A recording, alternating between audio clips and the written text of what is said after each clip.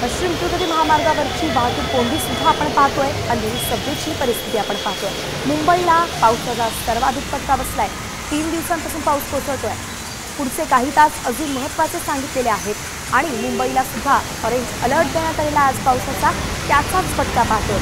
वेगवेगळे ठिकाण, वेगवेगळे भाग, त्या ठिकाणी वेगवेगळी परिस्थिती, पावसाचा वेगवेगळा फटका दिसतोय।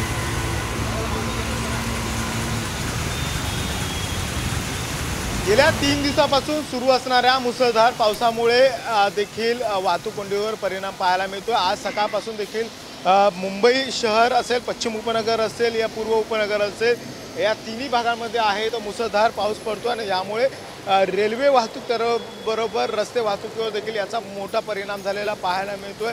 आपण सध्या ही दृश्य बघतोय ती म्हणजे वेस्टर्न एक्सप्रेस हायवेवरची दृश्य आहेत आणि मोठ्या प्रमाणामध्ये आहे ते वाहनांच्या रांगा लागलेल्या पाहायला मिळतं। त्यामुळे जर तुम्हाला कामाला बाहेर पडायचं असेल तर लवकरात लवकर बाहेर पडा, कारण की साधारणतः 1 ते 2 किलोमीटरचं अंतर कट करण्यासाठी 15 ते 20 मिनिटापेक्षा जास्त वेळ आहे तो लागत आहे, कारण की मोठ्या प्रमाणामध्ये वाहतूक कोंडी आहे ती पश्चिम द्रुतगती महामार्गावर झालेली आहे। याचाच परिणाम आहे आज सकाळी कामावर जाणाऱ्या चाकरमान्यांना बसताना पाहायला मिळतो। व्हिडिओ जर्नलिस्ट नितीन खरासह गणेश कोळे, साम टीव्ही मराठी, मुंबई।